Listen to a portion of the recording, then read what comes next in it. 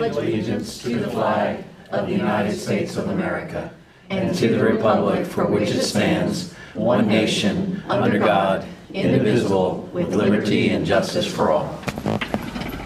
All right. Thanks for everyone being here this evening. First item of business is audience of any citizen. Is there anyone here who would like to speak from the public? Does not appear to be. So we'll move on to approval of the February 12th board minutes. The board should have them and had an opportunity to review them. Are there any questions or comments about the board minutes? Hearing none, I'll entertain a motion to approve. So moved, Medina. Mr. Medina? Second, Norris. Ms. Norris? All in favor, please say aye. Aye. Any opposed? That passes.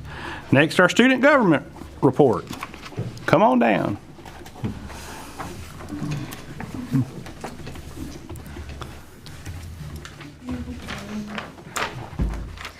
Good afternoon, everybody. I would like to briefly share some feedback we received from our students during our talk with SGA. One of the main questions we asked was what was preventing students from attending our campus events. The most common response that we got were time constraints, which includes classes, work, studying, and of course family commitments. When we asked what they would like to see SGA do more often, students mentioned more activities, more events, as well as scheduling later events in the day.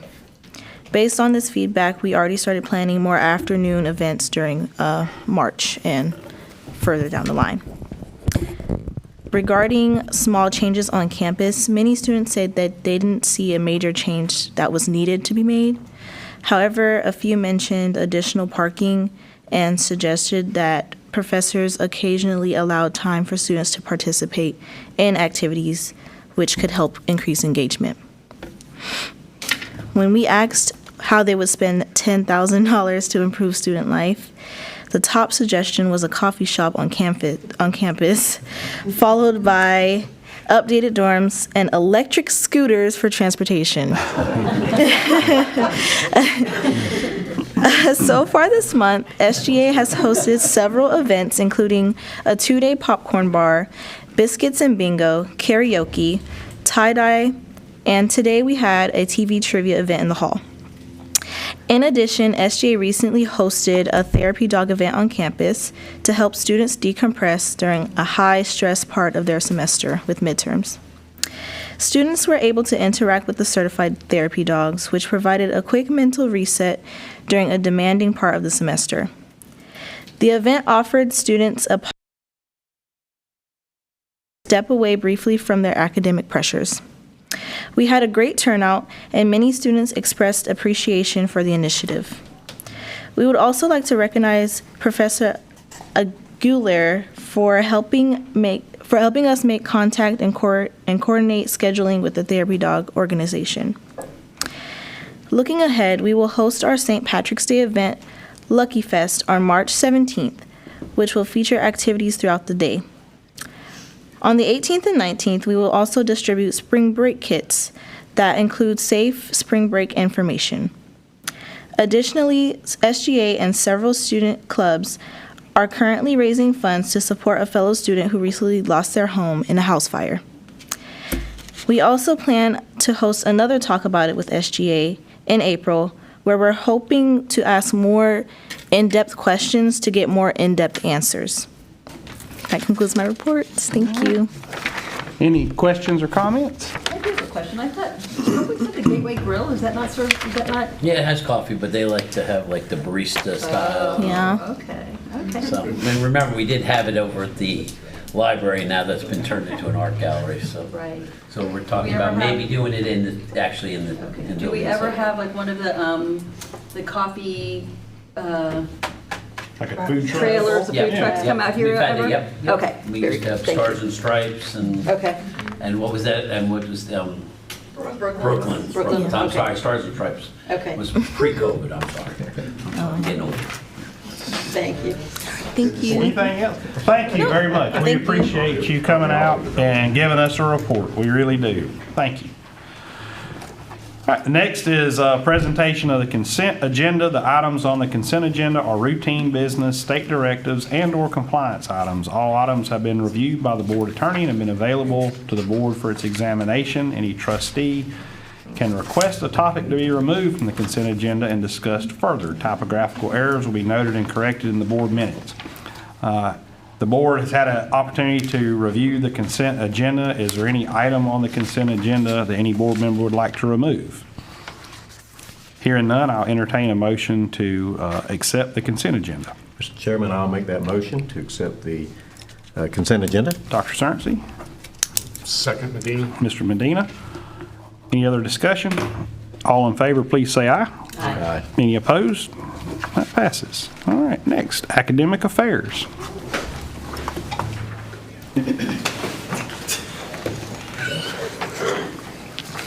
Good evening.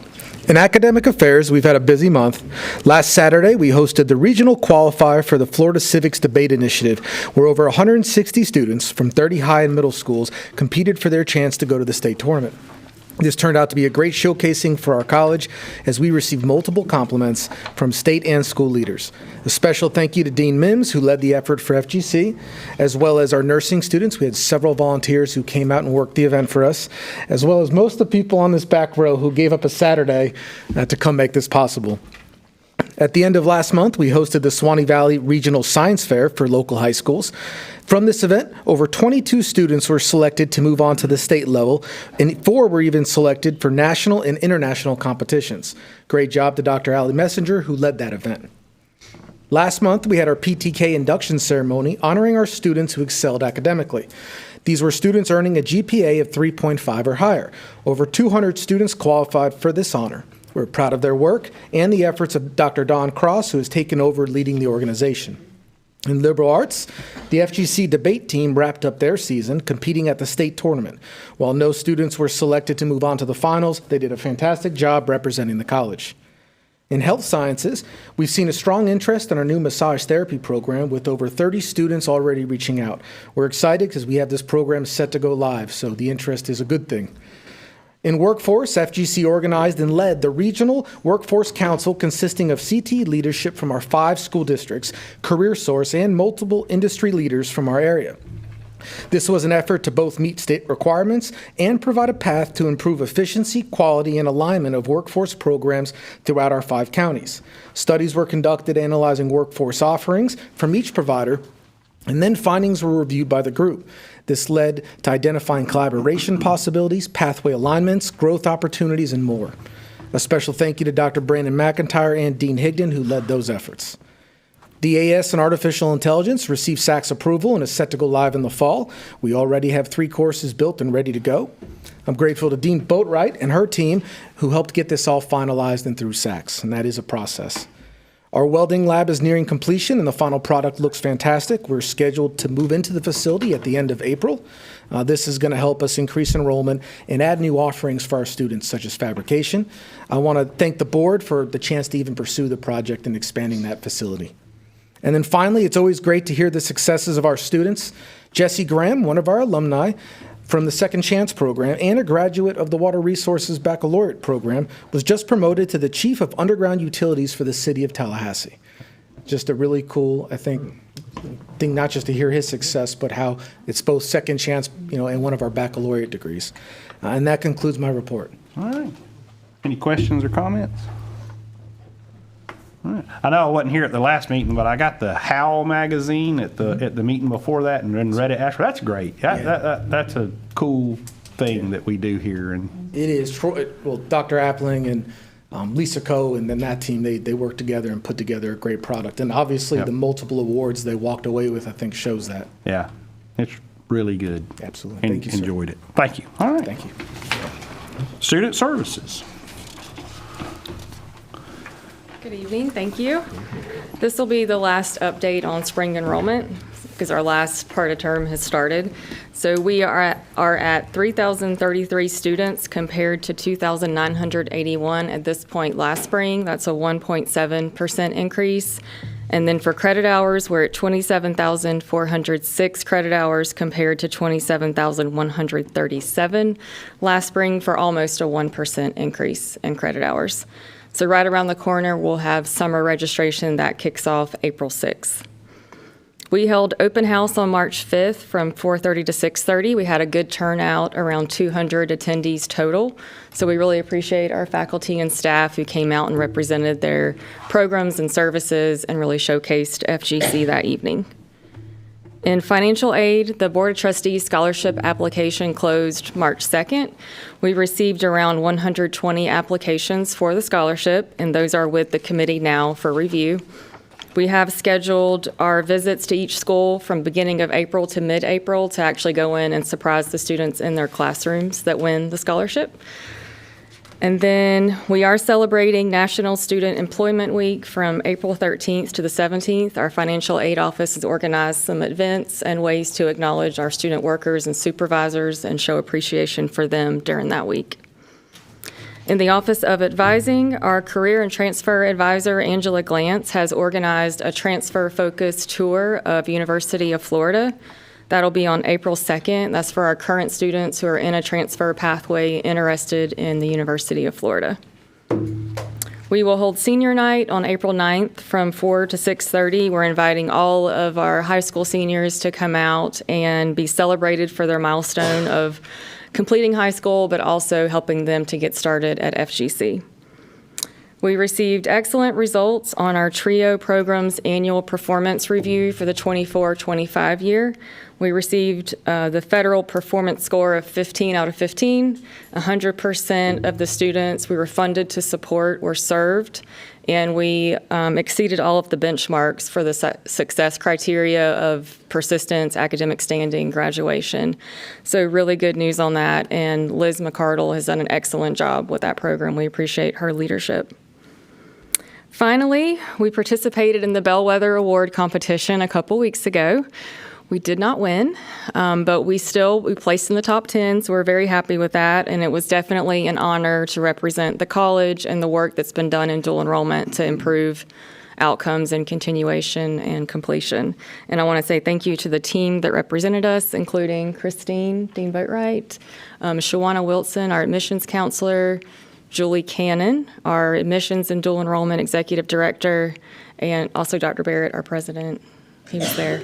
We appreciate you. Yeah. But that concludes my report. All right. Any questions, comments? Refresh my memory, how many applicants were there? Around 123, maybe? 123 schools and 180 applications. And we Was it? placed in the top 10. Congratulations, that's fabulous. Yeah.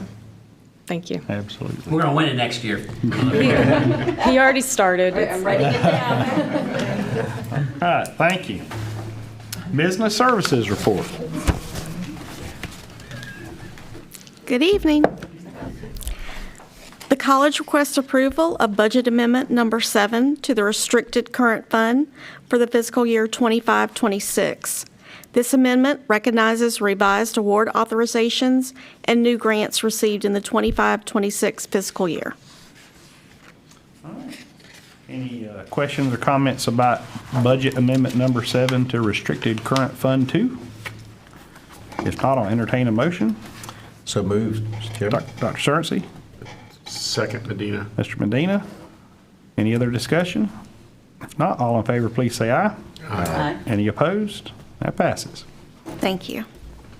We are requesting approval of Fund 7, Budget Amendment Number 7, which has been revised so the report reflects actual revenue, revised budgeted expenditures, actual expenses, and updated projects through February 24th, 2026. Okay. Any questions or comments about Budget Amendment Number 7 to Fund 7? If not, I'll entertain a motion. So moved, Medina. Mr. Medina. I'll second. Dr. Surtsey. Any other discussion? All in favor, please say aye. Aye. Any opposed? And that passes as well. Thank you. You want to talk about the audit, or was it? Yes, you probably all got the email with our financial audit for 24-25 fiscal year. No findings. It was a clean audit, so you received your report. If you have any questions, please feel free to ask me. Thank you. All right, President's report. And what she didn't say is the next day they started our operational report for 3 years. Thank you, Mr. Chair, for being there. Never ends. There'll be lots of openings, as Vice President Brady, Dr. Brady mentioned. The welding building will be ready to go sometime in April. We are also planning on getting the keys to STEM 2 building May 7th. So we'll have lots of events. And then remember, May 8th is our graduation. May 8th, is that correct? Am I got it right this time? Okay. And there's, as you all know, two graduations. And did we confirm the date, Chris, for the April 23rd graduation for the prison, or that's still up in the air? Still waiting to confirm it. All right. It's looking like it'll be that day. We're just waiting Okay, on- so we'll be getting a lot of invites, so we'll get that on your calendars pretty quickly. I also wanted to, I made an error last month. I thought that the mandatory commissioner meeting that I have to go to was in June. It actually impacts our May meeting. And Mr. Chair, you'll be asked to be going to Miami. If you can't go, Renee has said she will go on your behalf. Then I accept her invitation.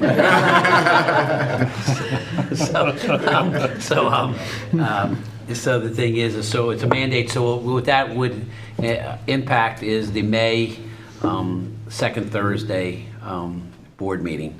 You can have it without me, and you can have it probably, hopefully we'd have a quorum without Renee. So I just wanted to let you know that of the There wishes. you go. I think my place is here. If she'll go to Miami, that would be great. I mean, I'll go if I gotta go. Okay. I try not to go south of Ocala. Okay, so we'll work on that. So we'll plan on having the meeting and not changing the meeting dates. And because that is the budget presentation, first one. And that leads me into our budget. You know, very optimistic, as we all know, being through these budgets for years and years. This was probably the best budget proposal from the governor's office I've seen in 11 years. It was, our amount of money was going to be about 1.9 million in additional state allocation, continuing allocation. The Senate matched the governor's 1.9 million, and I was pretty optimistic going into this, as Lee and the lobbyist staff thought so too. The House came back with us getting $2,300 less than we were receiving this year. And as you've read the newspapers, the budget has been installed, and it looks like they're not even going to get together again until the second or third week of April. So that means a very late budget for us, as we have to plan the budget now. So Michelle and I have been talking, and she'll have a couple of scenarios. But at this point, without having any idea of what we're doing, we're starting from a zero-based budget. And we'll probably, at the end of the day, I hope it's the 1.9, but as these things go, it's probably going to be, if we get anything, it'll be middle of the road. So we have to plan on that, and plus our health care benefits are going to go up $300,000. So, but we can do this. We're frugal. Some people say cheap, but frugal. But we will, and we've handled a lot worse. But I just wanted to prep you for that situation down the road. It's hard we had a lot of big ideas for next year with that money, and a lot of moving forward for this institution. And I hope we can still do that. We can do it, but maybe just a little slower. New academic programs on the horizon. Mr. Brady, that's their plane flying out on that long runway. The new academic programs that, besides the ones we're implementing for fall, that the academic team, many of them are in this room working on, such things as X-ray technician, mental health tech, organizational leadership, bachelor's degree, construction tech, electrical, plumbing, human services. I don't think they'll have any time in their day. But there's a lot to do, a lot of expansion needs to happen for our community and so forth. I did have a good meeting with them, and we plan on doing this monthly with the CEOs from Meridian Mental Health. Met with them 2 weeks ago, and Palms Medical Group. For those 3 buildings that will be in downtown Lake City. We have the one building, the old Randolph building, and the old large hospital building will be pretty much taken care of by Meridian. They've already have the contract signed between the two entities. And then Meridian, and then Palms Medical Group will offer a huge clinic there. So there'll be a real medical thing. So we're working together to talk about really turning that area into a positive situation for the city of Lake City together, the three entities. And we're actually talking about how to secure that area, security needs for our area, sharing costs and so forth. So it started out that way, and we plan on meeting on a monthly basis and then turn it over to some of our staffs as they get. Meridian's 3 years, the minimum out, and Palms will be about 1.5 years, so we'll be the first starting our classes down there. So just wanted to let you know that, very positive on that. Also wanted to mention to you, Renee is out today. She told me I could share. She had surgery yesterday. She'll be in the hospital until Friday or Saturday. She's doing well. And she'll be fine, but she just couldn't make the meeting, so told her we'll be thinking of her. We also want to thank all of you know Mike and Missy Lee, and I know Jim came to it. We had a great dedication, the Lee Foundation atrium in the library, and also her father's classroom right next to it, and it was well attended. Just goes to show you, personal friends with Mike, but also a longtime employee of this college in the foundation role that Lee serves now for 22 or 23 years, and then 7 years working special projects for me on a part-time basis. So he's always given to this institution and gave a large monetary contribution, one of the largest for an individual. I just want to thank him. The foundation, Lee didn't want me to mention, it's been a very good year for the foundation. Probably not so much the last couple of days, but the thing is that new assets, and I know Ms. Doris would like to hear this, and it's both investment and new stuff, but this year about $7.5 million, which is a record year for the foundation. So I want to give him kudos on that. I'll end on lots of school issues happening in the K through 12, and that's not for us probably to talk about. We can talk about it, but lots of budget issues, enrollment issues that are occurring in our public schools, all 5 of them, some harder than others, and some are reaching out to try to have us help them, and we will try to help them what we can do. But I will just say that as a board, and I would ask as the college to change, when you talk about the Board of Trustees scholarships even, at one point, I'll mention Columbia High. I think when I got here, there was 630 graduates from just Columbia. This year's graduating class will be 390. So besides the demographic shift, there's a lot of movement to homeschooling, voucher programs, charter schools, and we need to adapt because that will be us 3 or 4 years from now. And if we just continue just to work with public schools, and this team here and their teams behind them have done a wonderful job helping those students that need an education. But it's changing rapidly, and we're going to have to change rapidly. And hopefully we have adapted, and I think we are adapted very well, and we're adapting very early and so forth. But it's going to be a change. It's going to be a real change. So just keep that in mind. So the pressure, and it'll be very different. So even BOT scholarships are less.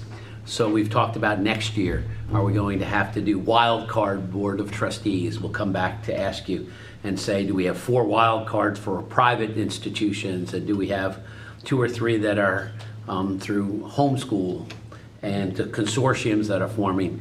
We just need to do that. And our staffs are going to those places now, and we're adapting, and we're working with Baker on a project, a test pilot that we may try at other schools and stuff. But it's changing, and to say it doesn't worry me for this institution, it does. But the thing is I sleep at night knowing we can do this. So, yeah. Are you ready for some questions? Yeah, that's Okay, so is our Board of Trustees scholarship, refresh my memory, when we changed it to like it was a percentage at the top percentile, does it specifically say it has to be a public school student? It does. Okay, and it so was it's not by right. Okay, so it's not an open application process for like a student that's enrolled in an accredited or whatever the right language is program. Okay. And then secondly, I know like the public schools, so, and this is a dual enrollment question. So the public schools, you know, if you're a homeschooler or at a private school and you want to participate in an extracurricular activity or sports at the public school, they have to let you do that, right? Yes. So if you're a dual enrollment student and you want to participate in something on this campus, but you're a homeschool student, does our Absolutely. articulation agreement allow those students to do that? Absolutely. Because I think one of the things I hear from homeschooling parents, and it depends on if they're like in a consortium or if they're doing this themselves because the public school just wasn't the right setting for their particular student, is that they're worried about the socialization, they're worried about, you know, how can my students still have, you know, an opportunity to meet other people. And so I do think that's an opportunity if we're not looking at Yep, those no, we- things, or if we're not, you know, elevating that to parents on the dual enrollment piece, is that, you know, it kind of gives them the best of both worlds. They can still homeschool on that. They can still do dual enrollment and be involved in things and have that social network that they might be lacking otherwise. If I had a parent yesterday that it wasn't in this county, it was in Alachua, and they had gone to homeschooling by, so they didn't really have that social network set up yet, but they were And I like, think we're now probably, don't quote me on it, probably 78% public still and 22% homeschool with our dual enrollment, but it's changed dramatically. but do they come and participate in the Yep, student they do. government activities? They come and- to the events, yeah, but I mean, and Okay, some like we the used to have. athletic events in particular. Yeah, and dual and- enrollment, have we had anybody dual enrollment for student government right now? Not currently, but we have in the past. Yeah. Okay. We have a lot of dual enrollment students participating in clubs. And they come to the basketball games and and all the games, This year, not too the many different people came things to to support? Okay. Not that we're not promoting it as much, you know what I'm saying? That's something we Yeah, I just think it's an opportunity again, because like if they decide the public schools are not the right venue, the last thing that you want to do is probably have your social experience at the public school. If that's just not right for your child, then you probably are looking for something different anyways. So, but the dual enrollment, they've already decided this is the right atmosphere for their student. So maybe we need to, And so, you know, like dual enrollment students, and even NJCA, I serve on the Esports National Commission, and they're the first sport, it is a sport, they call it a sport. Okay. Competition that they are now allowing dual enrollment students to be eligible to compete. And so they're starting to move into that, understanding that community colleges and state colleges, about 25% of their populations now are dual enrollment, similar to this campus, so it's getting to be. So, Interesting. and Mr. Chair, the only other thing I would say is my evaluation, you want to talk to that, Ms. Logan, or the process? Sure. And this- I guess my understanding is you'll receive an email with Dr. Barrett's evaluation for April to be addressed at the May meeting, so be on the lookout for that. Because we have to do it on a timely basis, so.